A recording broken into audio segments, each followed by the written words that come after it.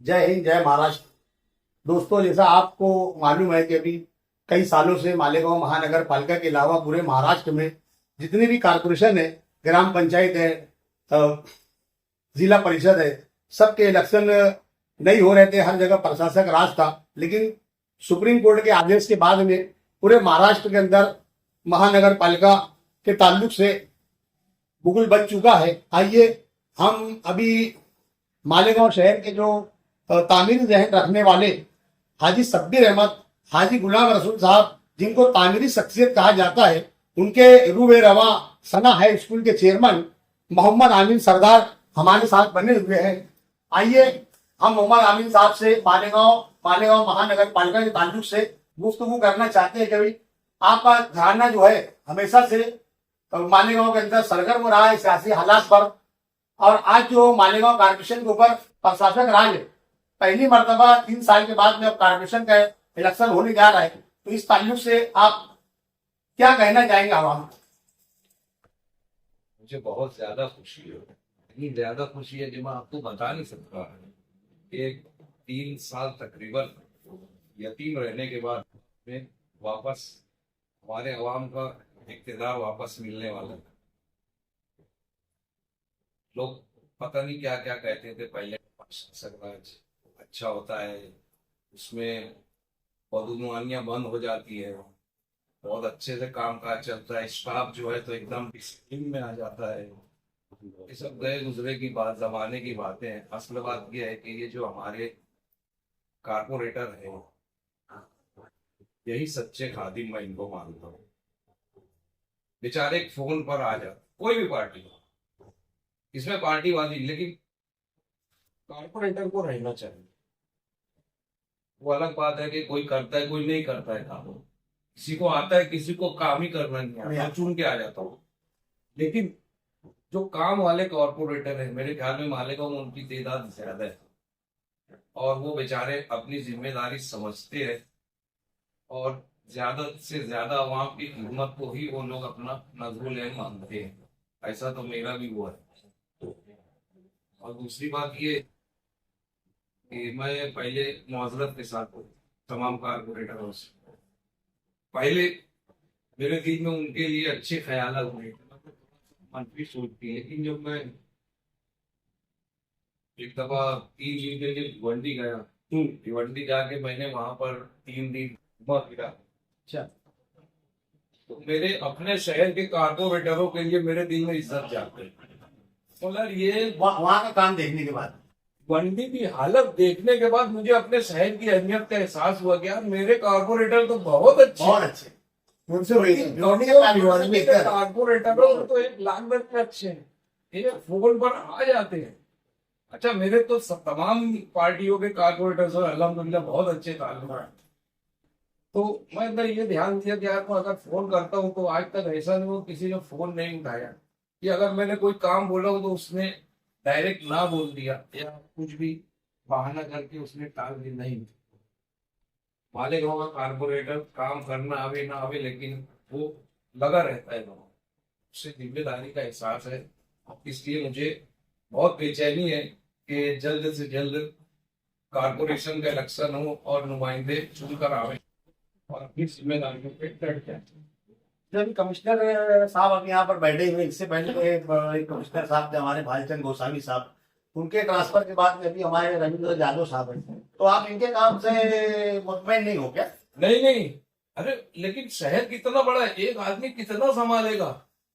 मैंने तो रविंद्र यादव साहब से डायरेक्ट, मैंने एक अपनी सुन्नी जमात के बोलेंस का इफ्तिताह था, वहां मैंने उनकी बातें सुनी, उनसे मिला, देखा, मैं तो बोले तो बहुत दिल से कुछ करना चाहते हैं। अरे लेकिन एक आदमी अकेला क्या करेगा, स्टाफ उसके साथ नहीं है।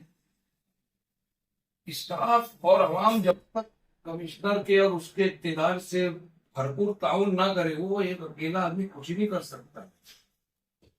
और ये जो प्रशासक का रिवाज है, एक नहीं कम से कम गवर्नमेंट को अगर प्रशासक बिठाना है तो मेरे हिसाब से 10 प्रशासक बिठाना चाहिए, या वार्ड वाइज एक प्रशासक रखना चाहिए। तो अभी जैसे प्रभाग है ना, मतलब प्रभाग है, प्रभाग है ना, तो कामकाज तो होते हैं ना, प्रभाग के मातहत ही होते हैं ना।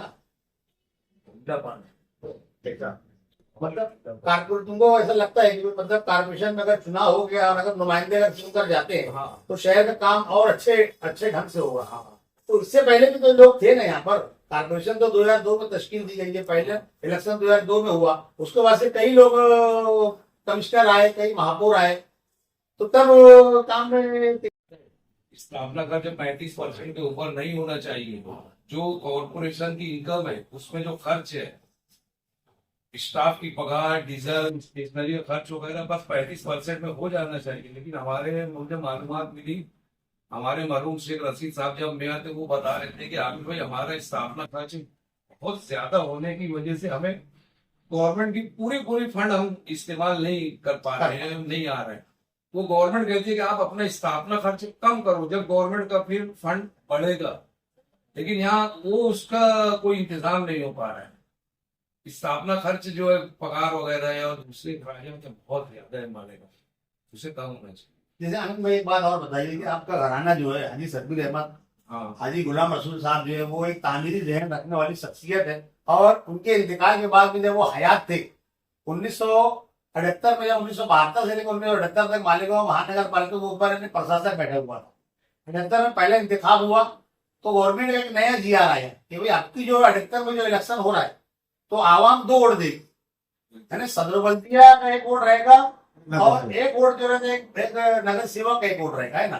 तो उस वक्त में शब्बीर सेठ पहली मरतबा मालेगांव शहर के सदर बल्दिया मुंतखब के 78 में, और तब से लेके वो आखिरी दम तक के, अपनी आखिरी सांस तक के उन्होंने शहर को बहुत कुछ दिया है। इसलिए आज भी शहर जो है तो आज उनको तामीरी का अलमबरदार बोला जाता है, यानी तामीरी जहन रखने वाला। शहर में जितने भी बड़े बड़े जो सब काम देख रहे हो, उस जमाने में शब्बीर सेठ ने फव्वारा लगा देता मालेगांव के अंदर, जब नासिक जिले के अंदर फव्वारा नहीं था। तो बहरहाल वो कहीं ना कहीं जो है ना आपको घराना अल्लाह के फजल करम से बदल वो बहुत आगे रहता है, इस सब मामले में बहुत एक्टिव रहता है, और आपका घराना तो हमेशा कांग्रेस पार्टी के बहुत करीब रहा है। क्योंकि आने वाला जो इलेक्शन है कारपोरेशन में आपको रुझान सीधा रहेगा, आप कौन सी पार्टी के साथ हो, मतलब ये साथ ये आप किसके साथ खड़े रहोगे आइंदा कारपोरेशन के इलेक्शन में, या खुद उम्मीदवारी करने वाले हो, या आपके किसी फर्जंद हो या भाई वगैरह को लड़वाओगे इलेक्शन में। उम्मीदवारी का तो सवाल ही नहीं है, तो मैं डिफॉल्टर। अच्छा, और मेरे घर में जितने सब डिफॉल्टर, और मेरा कोई भी रिश्तेदार वगैरह इसमें इंटरेस्ट नहीं लेता है।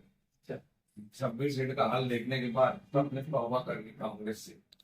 अरे कांग्रेस बोलो, सियासत कि भाई ये जो है अच्छी चीज नहीं है। हम कितना भी काम कर लो, कुछ भी कर लो, लेकिन अवाम अपने को नकार देती है। जैसे अभिषेक आसिफ के साथ मैं बिला तरद्दुद और बिला शक व शुबह मैं शेख आसिफ के साथ हूँ और रहूंगा, क्योंकि एक फोन पे हमारा इतना बड़ा बड़ा काम कर दिया, तो उससे और शेख आसिफ को शहर में नकार दिया, ऐसा नहीं है। शहर ने पिछले इलेक्शन के बनिस्बत 2019 में जो इलेक्शन हुआ उसमें जो वोट उनको मिली, आज उसकी बनिस्बत तो आज 1 लाख के करीब उनको वोट मिली, है ना। तो कहीं ना कहीं उनको अल्लाह का शुक्र अदा करना चाहिए, और ये वोट उनकी बरकरार रहे, उसके लिए भी उनको ऐसा अमली जामा पहनाना चाहिए ताकि लोगों को साथ में लेकर चले। जो उनका जो ग्राफ है 1 लाख वोटों का, वो कम नहीं होना चाहिए, है ना। तो अभी आपने मतलब आने वाले कारपोरेशन इलेक्शन में आप शेख मेरे हिसाब से उनको बहुत ज्यादा सरियत से लाना चाहिए, क्योंकि एमएलए नहीं रहते वो जब इतना बड़ा बड़ा काम करते हैं, उसकी उम्र ही क्या है। आज देखो ना, इतनी सी उम्र में मैं तो सोच भी नहीं सकता था शेख रशीद और तमाम उनके चर्चा वगैरह की वजह